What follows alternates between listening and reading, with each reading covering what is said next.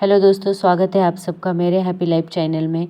तो आज मैं आपको एक ऐसी अद्भुत कहानी बताने जा रही हूँ जो आपको ध्यानपूर्वक सुननी है और इसे सुनने के बाद आप ज़्यादा सोचना, डरना और चिंता सब छोड़ देंगे और आपका मन खुशियों से और प्रसन्नता से भर जाएगा। तो चलिए आज की कहानी की शुरुआत करते हैं। दोस्तों, एक समय की बात है, किसी नगरी में एक युवक रहता था। वह अत्यंत दुखी था, वह बहुत निराश था। उसे यह समझ नहीं आ रहा था कि आखिर इस दुनिया में हर व्यक्ति अपने मतलब के लिए क्यों जीता है और उसे हर जगह हर कोई केवल स्वार्थी नजर आता था। वह हमेशा यही सोचता था कि उससे कोई प्यार नहीं करता, उसकी कोई परवाह नहीं करता, सब उससे मतलब के लिए अपने संबंध रखते हैं। मतलब खत्म हो जाते ही सब उसे अपने आप से दूर कर देते हैं। दोस्तों, हमारे जीवन में भी कुछ ऐसा ही होता है। हम भी हमेशा किसी न किसी का साथ ढूंढते रहते हैं और जब हमें किसी का साथ नहीं मिल पाता तो हम अपने आप को अकेला महसूस करते हैं, कमज़ोर महसूस करते हैं। तो हमें लगता है कि इस दुनिया में हमारे जैसा कोई है ही नहीं, हमें कोई प्यार नहीं करता, हमारी कोई परवाह नहीं करता। लेकिन हम यह भूल जाते हैं कि अंत में तो हर किसी को अकेले ही जीना है और अकेले ही जाना है। वह व्यक्ति अपने इस अकेलेपन से बहुत परेशान हो चुका था, जिस कारण एक दिन उसने अपना घर छोड़ दिया और एक रास्ते पर निकल पड़ा। उसने मन में कई सारे विचार थे। विचारों में मग्न होकर वह उस रास्ते पर आगे ही की ओर बढ़ता जा रहा था। तभी उसे रास्ते में एक आश्रम दिखाई पड़ा। वह उस आश्रम की ओर आगे बढ़ा। तभी उसने देखा कि एक गुरु अपने शिष्यों को ध्यान करना सिखा रहे हैं और उन्हीं शिष्यों में से एक शिष्य ने अपने गुरु से कहा है गुरु, आखिर यह ध्यान क्या होता है और इस ध्यान को करने से हमें क्या लाभ मिलता है। तो वह गुरु अपने उस शिष्य के इस सवाल का जवाब देते हुए कहते हैं, पुत्र, ध्यान सच और ध्यान हमें अकेले कर देता है। हम जितना ज़्यादा अकेले होते हैं उतना ही हम ध्यान में उतरते चले जाते हैं और यही अकेलापन तुम्हें सत्य के मार्ग पर चलने के लिए ले जाता है, तुम्हें सत्य की प्राप्ति करवाता है। वह युवक आश्रम से बाहर खड़े होकर यह सब कुछ देख रहा था, सुन रहा था। जैसे ही उसने उन गुरुवर के मुख से यह सारी बातें सुनी, वह दौड़ा दौड़ा उन गुरुवर के पास आ गया और कहने लगा, हे गुरु, यदि ध्यान हमें अकेला कर देता है तो इसका मतलब यह हुआ कि मैं इन सब चीज़ों में श्रेष्ठ हूँ। आप ध्यान का सहारा लेकर अकेले होते हैं, लेकिन मैं तो ऐसे ही अकेला हूँ। मेरा ऐसा कोई नहीं है कि जिसे मैं अपना कह सकूँ, मेरी परवाह करता हो, ऐसा मेरा ख्याल रखने वाला भी कोई नहीं है। मैं अपनी हर राह पर अकेला ही चला जा रहा हूँ। उस व्यक्ति की यह सारी बातें सुनकर गुरुवर ने उस व्यक्ति को ध्यानपूर्वक देखा और उसके बाद उससे कहते हैं भांते, अगर तुम अकेले हो तो तुम्हारे पीछे तुम्हारा पूरा परिवार, तुम्हारे मित्र, तुम्हारे शत्रु, तुम्हारे सगे संबंधी, इन सबको लेकर तुम कहाँ जा रहे हो। उन गुरुवर के मुख से यह बात सुनकर वह व्यक्ति चौंक उठा और उसने तुरंत ही पीछे मुड़कर देखा तो वहाँ पर कोई नहीं था। तभी वह उन गुरुवर ने कहा कि हे गुरुवर, कौन है मेरे पीछे? कोई तो नहीं है, ना मेरे परिवार वाले, ना मेरा मित्र, ना मेरे शत्रु और ना ही मेरे सगे संबंधी है। तो पीछे छोड़ आया हूँ क्योंकि कोई मुझे नहीं पूछता है, कोई मेरी परवाह नहीं करता है, कोई मेरा ख्याल नहीं रखता है। यहाँ तक कि मेरी कोई आवाज़ तक नहीं सुनना चाहता है। लेकिन जब किसी के ऊपर कोई समस्या आती है तो वह मुझे अवश्य याद करता है, पर बाकी समय पर वह मुझे पूछते तक नहीं है। उन्हें यह तक खबर नहीं होती है कि मैं किस हालात में हूँ, जिंदा हूँ या मर गया। नहीं, उन सबको इन सब चीज़ों से कोई फर्क ही नहीं पड़ता है। उन गुरुवर ने उस व्यक्ति की यह बातें ध्यानपूर्वक सुनी और उसके बाद यह युवक से कहते हैं कि तुम सही कह रहे हो, लेकिन जब तक तुम इन सभी को छोड़कर नहीं आते तब तक तुम भला अकेले कैसे हो सकते हो। यह व्यक्ति एक बार फिर से आश्चर्यचकित होकर पीछे मुड़कर देखता है और फिर उन गुरुवर से कहता है कि गुरुवर, यहाँ पर तो कोई भी नहीं है, अकेला ही यहाँ पर आया हूँ। लग रहा है कि आप मेरा मजाक उड़ा रहे हैं। मेरे पीछे कोई नहीं है, आप खुद देख सकते हो। तो फिर आप ऐसे क्यों कह रहे हो कि जाओ और उन्हें छोड़कर आओ। जब मेरे पास साथ कोई नहीं है तो मैं भला उन्हें कहाँ ढूंढूं, कैसे ढूंढूं। उस व्यक्ति की यह सारी बातें सुनकर वह गुरुवर मुस्कुराने लगे और उस युवक से कहते हैं, बाबा, आखिर तुम मुझसे क्या चाहते हो। तो इस पर वह युवक उन गुरुवर से कहता है कि हे गुरुवर, आपका शिष्य बनना चाहता हूँ। मुझे कोई साथी चाहिए, मुझे अपना शिष्य बना लीजिए, मैं जीवन भर आपका आभारी रहूँगा। उस युवक की बातें सुनकर उन गुरुवर ने कहा, बाबा, तुम चाहे तो यहाँ पर 1 महीना रह सकते हो। उसके बाद ही मैं यह निर्णय कर पाऊँगा कि मुझे तुम्हें अपना शिष्य बनाना चाहिए या फिर नहीं। लेकिन तुम्हें मेरी एक बात माननी होगी। तुम्हें इन 30 दिनों के अंदर ध्यान का अभ्यास करना होगा। अगर तुम यह कर सके तो तुम यहाँ पर अगले 1 महीने के लिए रुक सकते हो, अन्यथा तुम्हारे लिए यहाँ पर कोई जगह नहीं है। उस व्यक्ति ने काफ़ी सोच विचार करके उन गुरुवर से कहा, गुरुवर, आप जैसा कहोगे वैसा मैं करूँगा। आप चाहते हैं कि मैं 30 दिनों के ध्यान का अभ्यास करूँ तो मैं वह करने के लिए तैयार हूँ। उस व्यक्ति ने उस गुरुवर की बात मान ली और आश्रम में ही रुक गया। अगले दिन सुबह सुबह वह गुरुवर उस व्यक्ति के पास आए और उस व्यक्ति से कहने लगे, बाबा, तुम किससे बात कर रहे हो, तुम्हारा ध्यान कहाँ है। इस पर वह व्यक्ति जवाब देते हुए कहता है कि गुरुवर, मेरे साथ तो कोई नहीं है, भला किससे बात करूँगा, मैं अकेला हूँ। तभी वह गुरुवर उस व्यक्ति से कहते हैं कि ठीक है, लेकिन अब ध्यान लगाओ, क्योंकि तुमने मुझे वचन दिया था कि तुम 30 दिनों में तुम ध्यान का अभ्यास करोगे। उन गुरुवर के कहने पर वह व्यक्ति ध्यान करने बैठ जाता है, लेकिन पहले दिन उसे ध्यान करने में बहुत तकलीफें आती हैं, बहुत सारी परेशानियों का सामना करना पड़ता है, यहाँ तक कि वह ढंग से लगातार बैठ भी नहीं पाता है। उसके पैर मानो सुन्न हो जाते हैं और उसका पैर और भी हिलने की क्षमता ही भूल जाते हैं। देता यह सारी बातें वह गुरुवर देखते रह गए। तब उन गुरुवर ने उस व्यक्ति से कहा, बनते, तुम जितना देर चाहो उतना देर बैठ सकते हो। यह कोई ऐसा जरूरी नहीं है कि तुम एकाएक लगातार बैठे ही रहो। यदि तुम्हें थोड़ी तकलीफ हो, तुम उठ सकते हो, टहल सकते हो और फिर आकर बैठ सकते हो तो हो। इतना कहकर वह गुरुवर वहाँ से चले गए। अगले दिन सुबह फिर वह उस व्यक्ति के पास आए और उस व्यक्ति से कहने लगे, बाबा, कौन है, किससे बात कर रहे हो, कोई आया है क्या। उन गुरुवर की इस बात का जवाब देते हुए उस व्यक्ति उन गुरुवर से कहता है, गुरुवर, यहाँ पर कोई नहीं आया है, आप खुद देख लीजिए, मैं भला किससे बात करूँगा। तभी वह गुरुवर एक बार फिर उस व्यक्ति से कहते हैं कि चलो ध्यान का अभ्यास कर लो। तभी वह व्यक्ति उन गुरुवर से कहता है कि गुरुवर, क्या केवल आंखें बंद करके बैठ जाना इसे ध्यान कहते हैं। अगर इसे ध्यान कहते हैं तो यह तो बड़ा ही आसान है और इसे तो कोई भी कर सकता है।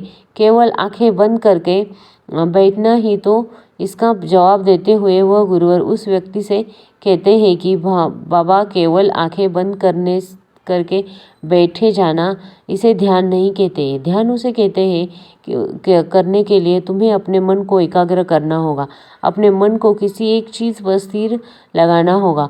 और कोई चीज़ भी हो सकती है कि कोई आवाज़ या तुम्हारी भीतर से आने वाली सांसें, इन सांसों के अंदर और बाहर होने की आवाज़, तुम ऐसी किसी भी चीज़ पर ध्यान लगा सकते हो जो लगातार वर्तमान समय में घट रही हो, ताकि तुम्हारा पूरा ध्यान उस चीज़ पर एकाग्र हो सकता हो।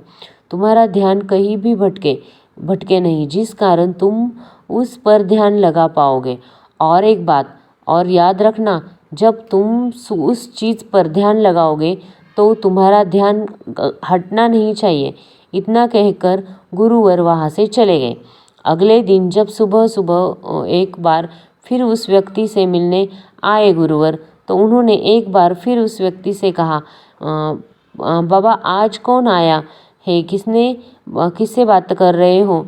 बड़ी ज़ोर ज़ोर से आवाज़ आ रही है। तुम यहाँ पर खुद शांति पाने के लिए आए हो और फिर दूसरों को अशांत करने के लिए। वह व्यक्ति उन गुरुवर से कहता है, गुरुवर पर यहाँ पर तो कोई नहीं आया है, तो मैं भला किससे बात करूँगा? यहाँ तक कि अभी तक मेरे मुख से एक शब्द तक नहीं निकला है, तो फिर आपको कोई कैसे आवाज़ आती है? तो फिर से आ रही है, और जब मैंने एक शब्द भी नहीं बोला तो मैं भला दूसरों के लिए अशांति का कारण कैसे बन सकता हूँ? तभी वह गुरुवर उस व्यक्ति से कहते हैं कि ठीक है, चलो ध्यान का अभ्यास करो। तभी वह व्यक्ति उन गुरुवर से कहता है कि गुरुवर, मेरा एक प्रश्न है कि क्या मैं आपसे पूछ सकता हूँ? तभी वह गुरुवर उस व्यक्ति से कहते हैं, तुम्हें क्या पूछना है?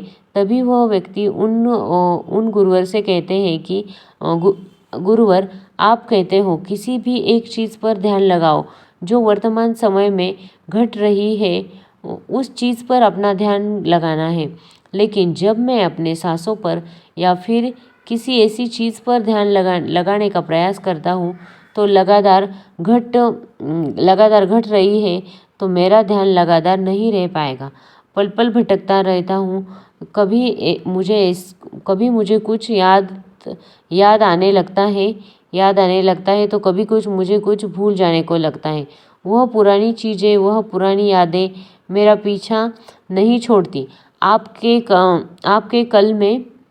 कल यहाँ से चले जाने के बाद मैंने ध्यान करने के लिए बहुत प्रयास किया, लेकिन वह पुरानी यादें बार बार मुझे याद आ रही थी, जिसका मैं एक चीज़ पर ध्यान लगा ही नहीं पा सका। अब मुझे क्या करना चाहिए? उस व्यक्ति की यह सारी बातें सुनकर वह गुरुवर मुस्कुराने लगे और वहाँ से चले गए। उन गुरुवर के हंसने की वजह उस व्यक्ति को समझ नहीं आई।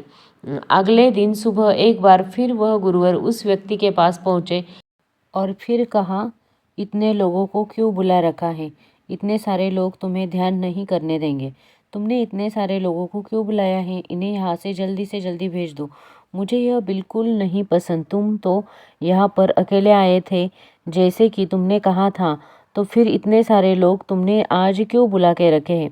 इन्हें अभी के अभी वापस छोड़ कर आओ।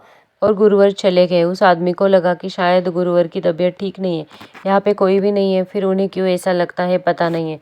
वो दूसरे दिन भी ध्यान लगाने की कोशिश करता है और दूसरे दिन फिर से गुरुवर आते हैं। तब गुरुवर बोलते हैं कि काफ़ी शांत लग रहे हो, ध्यान लगा कि नहीं? तो फिर मैं हेल्प करता हूँ तुम्हें ध्यान लगाने में। वो आदमी ध्यान लगाने बैठता है और कहता है कि मुझसे मेरा भाई मिलने आया है, उसके साथ मेरे पिताजी है। दोनों बहुत दुखी है क्योंकि उन्हें छोड़कर मैं यहाँ जो चला आया। मेरे भाई की तबीयत भी कुछ ठीक नहीं लग रही है। वह मुझे बुला रहे हैं।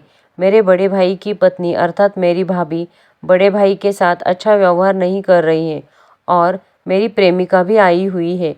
वह मुझसे पूछ रही है कि क्या तुम मुझसे शादी करोगी या फिर मैं किसी और से शादी कर लूँ। वह भी बहुत दुखी नाराज़ दिख रही है। तो नहीं, मेरे कुछ मित्र भी पीछे खड़े हैं जिनसे मैंने कुछ कर्जा लिए हैं, तो वह आज मुझसे अपना कर्ज मांगने आए हैं।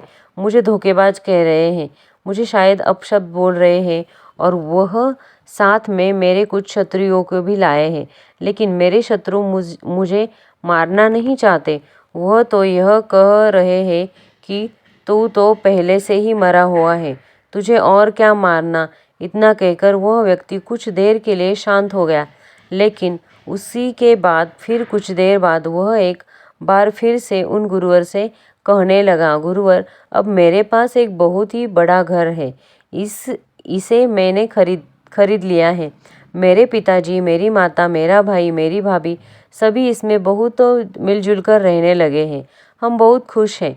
मैं अब अपने मित्रों से अत्यधिक अमीर हूँ। मेरे पास बेशुमार धन दौलत है और तो और अपनी प्रेमिका से शादी भी कर ली है और इसका इसका जश्न मना रहे हैं। कहकर वह व्यक्ति एक बार फिर शांत हो गया और फिर कुछ देर बाद फिर एक एक बार उन गुरुवर से कहता है कि गुरुवर, मुझे कोई मारने का प्रयास कर रहा है। लगातार वह मुझ पर प्रहार कर रहा है। मैं उसका चेहरा देखने का प्रयास कर रहा हूँ, लेकिन मुझे उसका चेहरा नजर नहीं आ रहा है। इतना कहते कहते वह गुरुवर से कहता है, गुरुदेव, यह तो आप हैं जो मुझे मार रहे हो और यह भी कह रहे हैं कि इतनी भीड़ को लेकर क्यों आए आए हो और इन्हें लेकर कहाँ जा रहे हो। मेरे साथ तुम्हें अकेले ही चलना होगा। इतना कहकर वह व्यक्ति ध्यान से उठ गया और उनको रुके चरणों में गिर पड़ा और उनसे कहने लगा कि गुरुदेव, आप सही थे जो हमेशा कहते थे कि भीड़ को लेकर मैं कहाँ जा रहा हूँ। आप हमेशा यही कहते थे, इन सबको छोड़कर आओ, लेकिन मुझे कोई नज़र नहीं आता था। लेकिन आज मैंने उन सबको देख लिया जिन्होंने मैं अपने साथ लेकर आया था, जिन्हें मैं आप अपने साथ लेकर घूम रहा था। हर कोई मेरे साथ ही है, मेरे पास ही है। लेकिन मैं यह सोच रहा था कि आखिर मैं इतना बेचैन क्यों हो रहा हूँ, मेरी बेचैनी की वजह क्या है। उस व्यक्ति की यह सारी बातें सुनकर गुरुवर ने ध्यानपूर्वक सुनी और उसके बाद वहाँ से चुपचाप उठकर चले गए। उसके बाद से वह गुरुवर उनके पास कभी नहीं आए। लेकिन वह व्यक्ति हर रोज ध्यान का अभ्यास कर रहा था और पूरे 1 महीने बाद जब वह उन गुरुवर से के पास पहुंचा तो उन गुरुवर ने कहने लगा, मैं है गुरुवर, जैसे कि आपने कहा था कि मैं हमेशा अपनी भीड़ को घुमा रहा हूँ, तो भीड़ को विदा कर दिया है और अब मैं बिल्कुल अकेला हूँ। मेरे साथ कोई नहीं है, मेरे साथ आप भी नहीं है, यहाँ तक कि मैं खुद अपने साथ नहीं हूँ। मैं एक परम शांति महसूस कर रहा हूँ। अब मुझे ऐसा प्रतीत होता है कि अब मेरे जीवन में कोई समस्या नहीं है, कोई समाधान नहीं है। मैं बहुत हल्का महसूस कर रहा हूँ, मैं बहुत अच्छा महसूस कर रहा हूँ और इस शांति में जो आनंद आ रहा है, इसका क्या ही कहना। तभी वह गुरुवर उस व्यक्ति से कहते हैं, बाबा, अगर तुम चाहो तो इस अकेलेपन को लेकर तुम अपनी दुनिया में वापस जा सकते हो। अवव्यधि तुम उस संसार में वापस भी लौट जाओ, भले ही लोग तुम्हारे आसपास की क्यों न हो रहे, लेकिन भीड़ तुम्हारे साथ नहीं रहेगी। फिर चाहे वह तुम्हारे रिश्तेदार हो, सगे हो, परिवार वाले हो या तुम्हारे मित्र, तुम्हारे शत्रु, तुम्हारी भावनाएं या फिर तुम्हारी प्रेमिका, इन सब से साथ रहकर भी तुम पूर्ण रूप से अकेले ही रहोगे। और इतना ही नहीं, तुम्हारे जीवन में जब भी कोई बुरी परिस्थितियां आएगी तब भी तुम बिल्कुल अकेले और शांत रहोगे और तुम हर परिस्थितियों का समाधान निकालने में माहिर बन जाओगे। पूरी तरह सक्षम हो चुके हो तुम अब। यदि तुम अब चाहो तो मैं तुम्हें अपना शिष्य बना सकता हूँ, क्योंकि हो सकता है तुम्हें यह लग रहा है कि यह 30 दिन तो पूरे खत्म हो चुके हैं, लेकिन ध्यान का मार्ग अभी शुरू हुआ है। और याद रहे कि अभी तो बहुत कुछ सीखना है, जानना है, लेकिन कुछ रखना नहीं है। यह मार्ग अभी शुरू हो रहा है और यह मार्ग अति लंबा है और इस मार्ग की शुरुआत शांति से ही होती है। तभी वह व्यक्ति उन गुरुवर को प्रणाम करता है और उनसे कहता है, गुरुवर, मैं अपने घर वापस लौटना चाहता हूँ, अपने घर संसार में वापस जाना चाहता हूँ, ताकि मैं अपनी जिम्मेदारियों का बोझ उठा सकूँ, निभा सकूँ, साथ ही साथ इस मार्ग पर भी आगे बढ़ सकूँ, यदि आपका आज्ञा हो। और इतना कहकर वह व्यक्ति शांत हो गया और तभी गुरु मुस्कुराने लगे और उस व्यक्ति से कहते हैं कि बाबा, मन शांत हो तो सब हो सकता है। तुम संसार में रहकर भी अकेले रह सकते हो, लेकिन एक बात याद रखनी चाहिए कि हमें सीखना बहुत कुछ है, जानना बहुत कुछ है, लेकिन रखना कुछ भी नहीं है। अब तुम जान चुके हो कि हम अकेले ही आए हैं और अकेले ही जाना है, तो अब तुम संसार में वापस लौट गए तुम्हारे तो भी तुम खुशी रहोगे। तुम्हारी अब सबसे उम्मीद खत्म हो गई है। तो याद रखना, इस कहानी से हमें ये सीख मिलती है कि हम अपने प्रियजनों को भी बस फंसे हुए रहते हैं। हमें ऐसे लगता है कि सबको हमें हमारी ज़रूरत है, मेरी कोई केयर नहीं करता है, लेकिन ऐसा कुछ भी नहीं होता है। जो जो अपनी पोजीशन पे बिल्कुल ठीक होता है, आप बस बोल के और मन को टेंशन लेके उसको और भी लंबा कर देते हो। लेकिन जीवन का अंतिम सत्य तो यही है, हम सब अकेले ही आए हैं, अकेले ही जाना है। जब हमारा लास्ट समय आ जाएगा तब हमारे साथ कोई नहीं होगा, ना हमारी मम्मी पापा भाई बहन, कोई भी नहीं। बस हम अकेले ही उस सफ़र पे चलते रहेंगे। तो फिर जीते वक्त भी इतने सारे रिश्तों का बोझ, इतने सारे फैसले, सबका लोड क्यों हमारे ऊपर लेना है। तो जीना है, ज़िंदगी है, आराम से जियो, सबका लोड छोड़ दो। भाई बहन माता पिता सबका लोड छोड़ के हम अकेले हैं, जो कुछ भी परेशानियां हैं हमारे अकेले की हैं, और हमें ये पड़ाव पार करना है। जितनी हो सके दूसरों की मदद करनी है, लेकिन किसी से ज़्यादा उम्मीद नहीं रखनी है। तो आज के वीडियो से आपको क्या सीख मिली? अगर वीडियो लगा होगा तो वीडियो को लाइक करें, और कमेंट में भी लिख दीजिए कि आपको इस वीडियो की कौन सी बात अच्छी लगी। क्या आप भी ऐसे ही अपने रिश्तों का बोझ सिर पे लेकर टेंशन ले रहे हो? तो आज से ही वो टेंशन लेना छोड़ दो और हैप्पी रहो, खुश रहो।